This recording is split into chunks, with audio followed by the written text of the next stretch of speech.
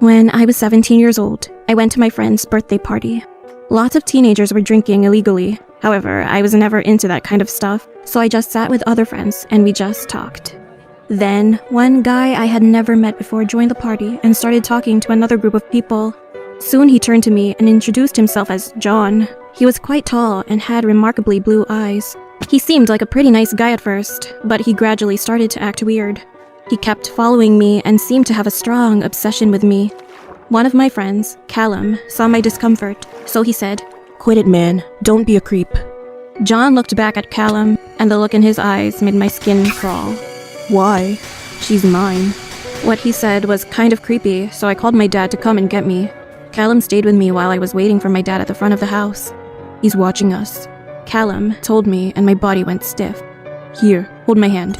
If he thinks we're together, he might give up." So I held his hand, and then a loud shout of anger came from behind us. We both looked, and John was headed straight towards us. I was getting really worried. He looked like he was going to hit Callum. But just then my dad arrived, so I grabbed Callum's hand and we ran to the car. As soon as we both jumped in, I explained everything to him.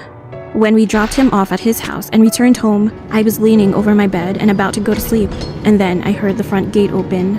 When I looked out the window, to my horror, John was sneaking into our yard. Dad got mad when I told him this, so he grabbed his baseball bat and went straight outside. But when he came back after a while, he was frowning. He said, "You left your jacket." When I got my jacket, a small piece of paper fell out of my pocket. Dad picked it up and opened it. "You're mine, Michelle." A few weeks passed. That experience had made me and Callum really close, so we started dating. One day, while we were watching a movie at the theater, I really had to go to the toilet.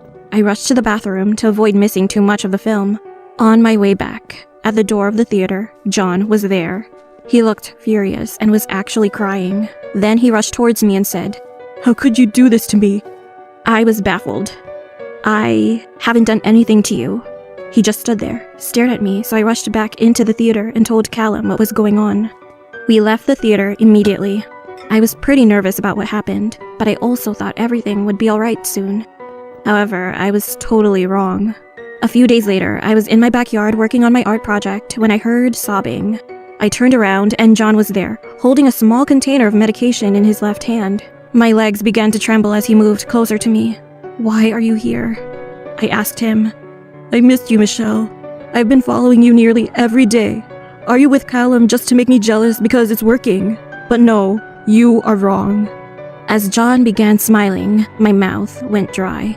"I don't even know you, so please, leave."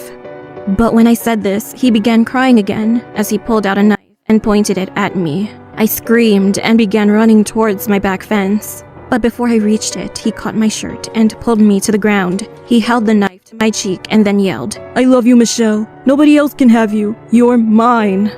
I was horrified, and tears were rolling down my face. "Get off her!" All of a sudden, my dad, who was gardening outside, quickly ran towards us. He beat him up with a bat, and then tied him up with a rope he got out of his shed. And I heard John mutter, "I thought you were alone." Once my dad made sure I was alright, he called the police and Callum. John began laughing like a maniac and yelled out in anger when he was arrested. "I kissed her. She's mine. Mine." Later, we got a phone call from the police, and it turned out that he was high on drugs, and his room was full of pictures of me, as well as a diary describing plans to kidnap and murder me. After that, John was sentenced to jail for 7 years. I'm 22 now, and Callum and I are still together. We've just moved to the city together recently. I have deleted all social media, but I'm still in fear. We are 2 years away from the date John will be released, and I know that one day in the future, John will likely come looking for me again. It's the summer of 2022. My girlfriend and I were planning a camping trip to the woods somewhere in Canada. We were advised not to go there, but being the young, stupid adults we were, we didn't listen. A choice I will always regret to this day. I was setting up our tent, shirtless. If you're wondering why, I'm a pretty well-built man. Not like a bodybuilder, but I have muscles and a six-pack. I guess that's something. So, as I was setting up the tent, my girlfriend came over with the rest of the parts to finish it, since it was a very difficult tent to put up. It took us 3 hours to finish, and we arrived at the campsite around 5 p.m. So by the time we were done, it was getting late. Being a phone-obsessed adult, I was scrolling on TikTok until my girlfriend decided to put her phone down and ask me to go for a swim. Now at this point, I was hesitating a bit because it was getting dark and we weren't experienced with being in the water at night. While I was deep in my thoughts, my girlfriend had already changed into her swimsuit. I noticed her and decided I didn't want to ruin the mood, so I changed into mine too. We were walking hand in hand to the shore when we heard a sound nearby. What was that? I thought, but the sound didn't continue, so we kept walking. I felt a cold gust of wind against my skin as we continued towards the water. Near the river, my girlfriend had already laid a towel down on the ground. Without wasting any time, she jumped in, and I followed. Laughing and splashing water, we were both having the time of our lives. I swam under the water and surfaced underneath her, lifting her body up, causing her to giggle, and we made out in the water. Then she looked at me and signaled me to stop by tapping my chest. What I saw still creeps me out to this day. I saw a tall man standing at the shore, looking at us. He was also dancing in a weird way, but what creeped me out the most was when I looked back at my girlfriend and then back again. The man was now swimming towards us. Being the young and athletic adults we were, we swam to the other side of the river. Thank God we took swimming lessons that summer. As we reached the shore, we realized we had left our phones on the towel, but screw it. I figured it's better if we can at least survive and worry about getting help later. We ran and ran, scratching ourselves against branches, getting wounded, but it didn't matter. When I looked behind me, the tall man was running after us. The way he was running creeped me out so much that I thought I was in a horror anime. He was running while looking at the sky, and his arms were moving like a rag doll. This is the moment when I realized miracles exist. As he wasn't looking, he collided with a branch, right at his head height. He was about 6'5" or so. The hit knocked him out cold, as we heard the thud when he hit the ground, and no signs of him getting back up. I didn't have time to look at his face because we were running so fast, and we eventually reached the end of the woods and found ourselves an empty street.